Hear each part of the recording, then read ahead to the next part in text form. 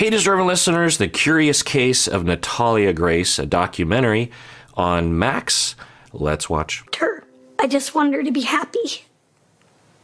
And then when I found out what happened to her, I was like, she wasn't happy. And that was what broke my heart the most, is that she wasn't happy. In my heart, Natalia is the daughter I never had. At least from the description, it seems that this potential adoptive mother doesn't have a lot of negative things to say. Now, maybe if she was pressed, she would say, well, yeah, there were some issues.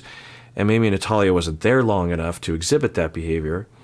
But we're not hearing an account that is in line with what Michael is saying as to what Natalia was. Now, again, there's a lot of circumstances that would occur, and Michael's account is still accurate.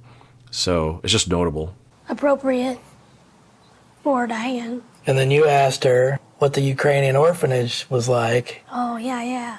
And she gave an uncoached answer. It was obvious. Yeah, she said it sucked. It sucked. And then Diane interrupted her and seemed surprised that she said that and said, oh, no, it wasn't that bad. You were fine. Okay, so now we're learning from another family in Austin, Texas, who wanted to adopt Natalia from the New Hampshire family. And they went to visit the family in New Hampshire. And they were asked by the New Hampshire family to pay up a bunch of money. They didn't disclose how much, and the parents in Austin were saying, no, we're not going to pay that money. That's not reasonable, but we're still interested in adopting the child.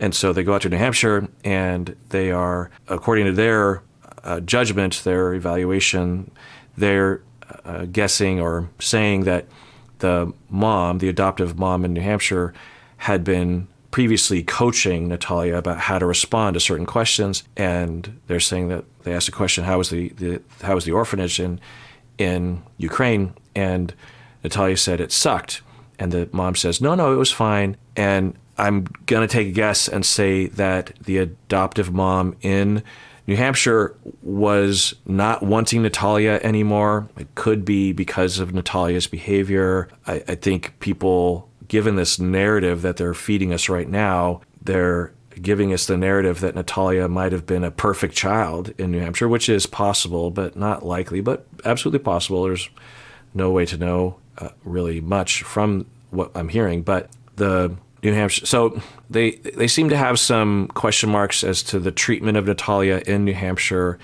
The data given thus far is not strong evidence of anything. They just don't really have much data. But any parent that would try to capitalize by, if you really want to get rid of a kid and you're going to extort money, you're going to lie to people. Now, maybe the mom was in a desperate situation money-wise. There was medical bills they couldn't pay. I don't know. It's just hard to know. Certainly there are people that will do evil things, but it's not common. Anyway, so what they're saying is we asked the kid, Natalia says, yeah, it sucked at the orphanage. The mom steps in. I'm guessing the mom was trying to shape a story that Natalia was unscathed by trauma, and if Natalia would be coached to say a version of her history that everything was fine, then people would be more likely to adopt Natalia and might be likely to pay money. At this point, though, the Austin family says we're not paying, so it seems that the mom is still interested in having someone else adopt Natalia, and that's what we're hearing. But we're taking their word for it. It was almost like Diane had to give her approval For her to come out. Yeah. And then as soon as she said what she was coached to say, she went back in. I've never seen another person do that, even in movies, even in The Exorcist. Oh, okay. I was wondering what he was talking about. So he's saying that, according to his observation, that she went off script, Natalia, by being real and honest and disclosed, yeah, it was really rough at the orphanage. And then when the mom stepped in, that's when Natalia shut down and became a different persona, almost like a different person. That's what he's describing. And he's saying he's never seen anyone do that. Yeah. So I don't know. I would be surprised if we were like a god and we could see all the factors that led to Natalia's behavior, which we still don't even know if it was accurate. but there's reasons to believe it is accurate because you hear from the staff at the mental health hospital, that kind of thing. But we hear, well, wait a second. So she was observed to have pubic hair at presumably the age of 6 and was menstruating at the age of 6 and was highly sexual at maybe the age of 7 or 8. Well, that's not unusual for people who've been through abuse, sexual abuse, and people who haven't. It's sometimes an anomaly in terms of behavior. But so, I don't know. There's a lot more episodes left, so I'm guessing. Now, I'm sure you know the answer to all these things. I'm just in the dark. But anyway, so we're hearing that by this point, Natalia is in this conundrum of lying. And then you could see how this could result in some, and I would see this clinically, and it's not hard to imagine that if you put a child in a situation where they're forced to lie, then it creates a habit, maybe even a necessity, because in order to avoid being abused, you have to lie. And, like with Gypsy Rose with the Munchausen by proxy, there's a similar kind of thing. And I saw an interview with her, and she was talking about how, I don't know if this is exactly what she was saying, but it sounded like she was saying that she recognizes that she lies because her mom made her lie to everyone regarding her medical conditions, and she knows she has a problem with it, and she doesn't want to do that anymore. She doesn't lie out of psychopathy or lack of empathy or an urge to lie. She lies out of habit because she was safer if she habitually lied instead of acting normal. And it really screws with a child's mind because they are forced to divorce themselves from reality. They're forced to consider what they're supposed to be saying rather than just answering the question.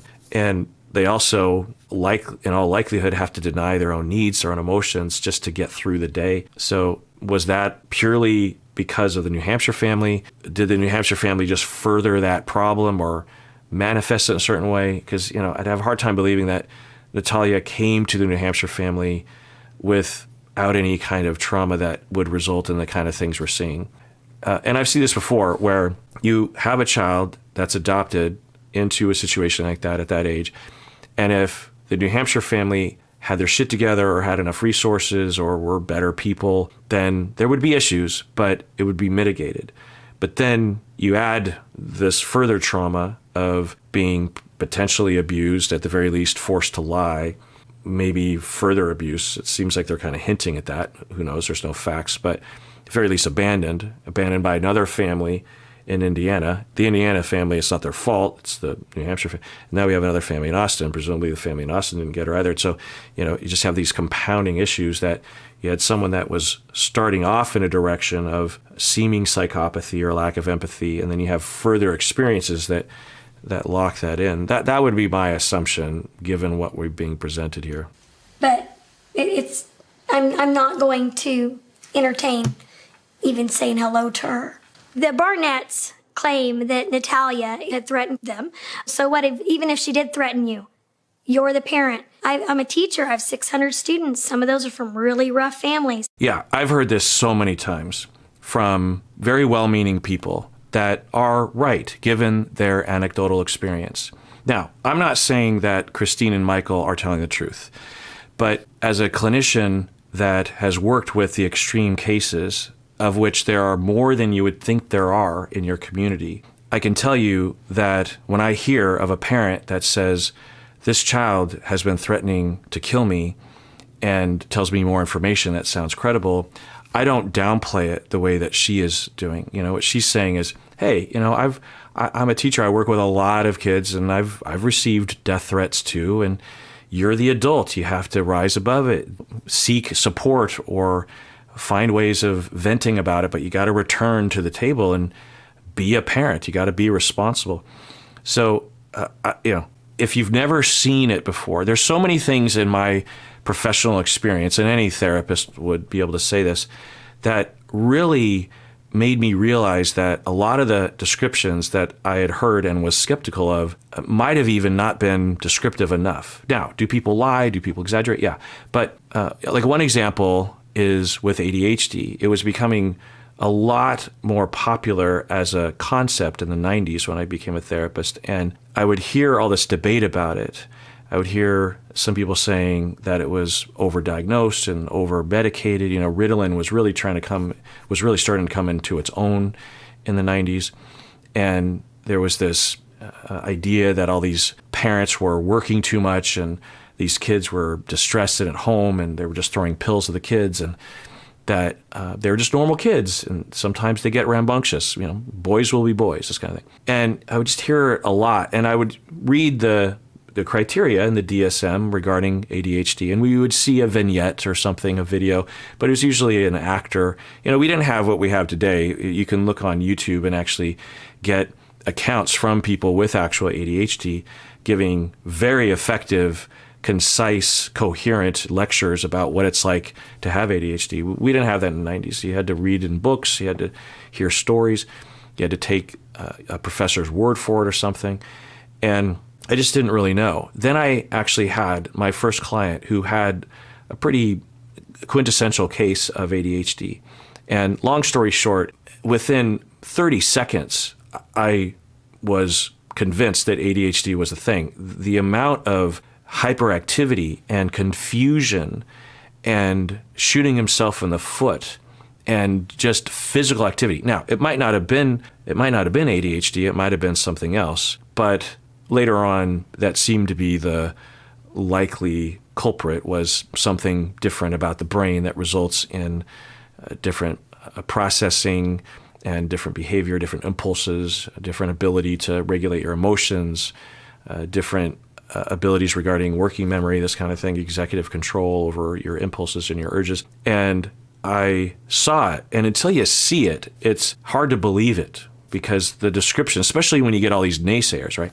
So when you have an individual who works, and I don't doubt that she has received death threats from her students and that she's very good at responding to that. In order to be a teacher, you typically are pretty good with that sort of stuff. But there are people, there's a bell curve, and you might have experienced 99% of the bell curve, but you haven't experienced that 1%. And there are kids who are, you present the tagline of the Natalia Grace story to a group of people that haven't seen the documentary.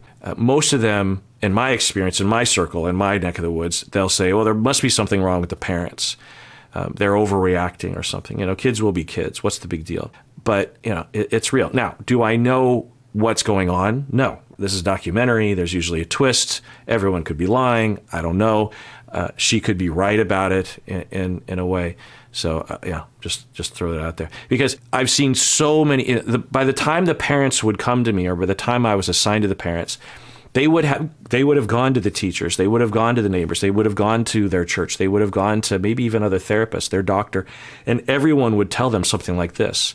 You're overreacting. Kids would just, they might say, just be lenient, just love your kid, or you got to be tougher. You got to, here's this discipline program. You got to read this book. You got to, maybe this medication. They're told that by so many, and we can apply this problem to a lot of scenarios, not just scenarios like this, but any scenario in which you have parents who are dealing with a kid that has something a little out of the ordinary, really. And as parents, you just get this constant message that there's something wrong with you, even though there isn't anything wrong with you. Or maybe there's something kind of wrong with you, but not that wrong with you that results in that behavior, particularly from an adopted kid that you didn't raise in the beginning. And it's upsetting, it's demoralizing. And so by the time I would come across these people, and I didn't have this perspective in the beginning because I didn't know about this phenomenon, but over the years, I started getting very defensive about these parents. Now, I wouldn't automatically believe the parents' point of view in their account, but when I would hear people say this, I'd be like, just say you haven't experienced it before. Just say I don't know, maybe the parents are exaggerating, but maybe they're not. I've been in that situation before, and this is how I deal with it, and I've dealt with it effectively. But I don't know everything because I haven't seen everything, because I'm not a clinician who specializes in the worst of the worst. I was a clinician who specialized. That's not how I'd phrase it, but those are the sort of clients that would enter my office or I would be referred.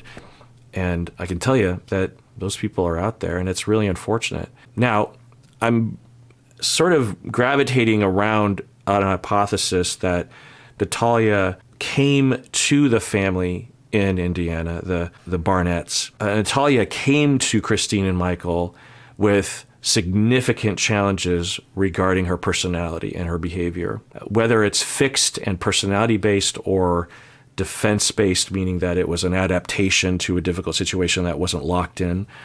Either way, I'm gravitating around the hypothesis that if I were a fly in the wall and I could observe everything behind the scenes, that Natalia was indeed having a lot of challenges that would challenge any parent, even her, if she did in fact end up adopting her.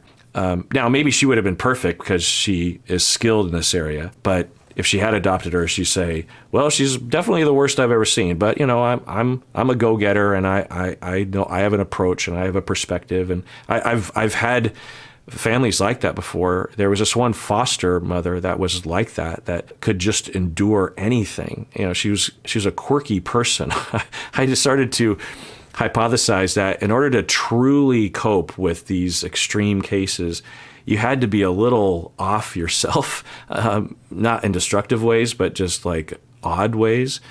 But anyway, I'm gravitating around the hypothesis that Natalia, regardless of who parented her, there was going to be some major behaviors, maybe even close, if not more severe than what Natalia presented with the Barnetts. The Barnett family also didn't help the situation. They probably also had some issues in their family that exacerbated. We're hearing bits and pieces from Michael describing the way Christine, at least, and again, that's Michael saying it, and their divorce. So maybe Michael has a reason to throw Christine under the bus, making Natalia sleep outside. It's not going to help the situation. Potentially is going to make it a lot worse and really cause a child with some abandonment issues and a defense of getting tough to resort to that tough persona of threatening and scaring people. This episode is sponsored by BetterHelp. It's a new year, so of course it's time for New Year's resolutions.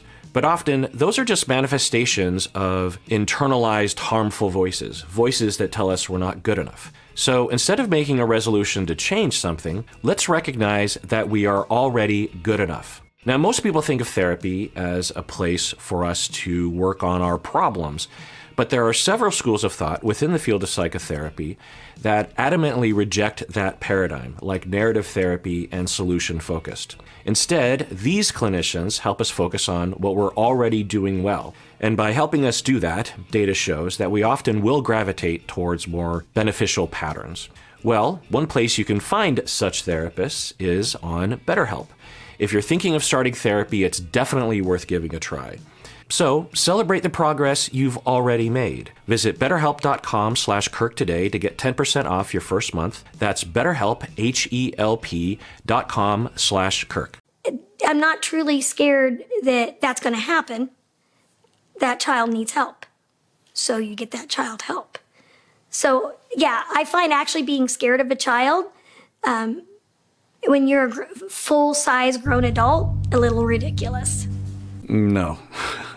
I can see how it might seem ridiculous if you've never seen it before, if you've never been there before, but I've had kids absolutely terrify me, and I had very limited contact with a child. I would see the child in their home or in my office or an agency office for half an hour or an hour, and absolutely I would be afraid, and I couldn't imagine living with the child. So this idea that all children are harmless and you just have to love them is something that really will bog parents down. I loved that they believed that, but when they would have a kid, the way they're describing Natalia, and I don't know if any of it's accurate, but there would be clients that I work with children that had major issues and were abusive and harmful and were potentially psychopathic, and they believed that if they just loved the child more, it would solve the problem. And I wouldn't tell them to stop loving the child, but I would say that has limited power. And because I would see the parents blame themselves or say, I'm not loving them enough, or there's got to be a key to the lock, or what am I doing wrong? And it's got to be my spouse. They're screwing things up. They just tear their family apart, trying to find a solution that isn't likely to be found in that way. There's a solution of sorts. It's not the solution that they're looking for. the solution is a long-term plan of lowering expectations and meeting the child where the child is. That'd be another way of describing it. I wouldn't say lower expectations necessarily, because parents would have a hard time doing that, of course. But I would say what you're wanting from this child is to be like other kids that you know, or maybe even the other kids that you have at this age. But given the trauma and the abandonment, neurologically even potentially, we can't expect that. So what we're looking at is someone developmentally that is much younger and is still struggling with a lot of difficulty. So you have to meet them where they're at. And what you can expect is that they can get better from there, right? That they're not going to leapfrog all the way forward, that maybe instead of threatening you once a month, they end up threatening you once every 2 months or something. So we're not trying to get rid of these behaviors. It's a hard sell, right? But it's more realistic. Instead of lying to you all the time, they only lie to you 70% of the time. It's a hard pill to swallow for parents, because there's this notion that that's giving up on a child or it's accepting a child's behavior. But what I'd say is change doesn't happen quickly. There's a lot of ground we have to cover. So if you want to actually change things, you have to reorient your mind to meeting the child where the child is. So I started posting on And secondarily, this is a talk I have with a lot of novice therapists, that a client will come into their office, and the client comes into the office with a lot of trauma, a lot of issues, a lot of schemas, misunderstandings, a lot of difficulty. And the therapist is trying to get that person to do 25 years of therapy in the span of 5 weeks. And the therapist is either beating themselves up or they're blaming the client. And so it's a similar conversation. You got to meet the client where they're at, and you can improve. And if you learn how to identify it, you'll see improvement in your clients, but they're not going to solve 25, 30 years of trauma overnight. It takes a long time. And so there's going to be years of time where you're going to see a lot of behavior, and the client will be disclosing to you a lot of concerning behavior as well, or a lot of difficulty or mood issues or relationship problems. That is not going to change overnight. We can hope, for sure. We don't just give up on people, but to beat yourself up or blame the client isn't going to help. And so for this family, this mother, I believe in Austin, to just say, look, you just have to, why are you threatened? Why are you afraid? What's wrong with you? Now, maybe it is true that the Barnetts in Indiana were overreacting. To see if their names ever appeared, because they would have found domestic violence. In 2003, years before this home study evaluation, they're fighting. Michael's got Christine in a headlock, and he's pushed her. Okay, so we're reading a police report that there was domestic violence, intimate partner violence between Michael and Christine, and it sounds like Michael was the perpetrator. And reading some of these descriptors, it sounds pretty severe. So, yeah, that's upsetting. And Christine would be in the front yard arguing or fighting, or I never saw anything physical. It was just the yelling and the screaming.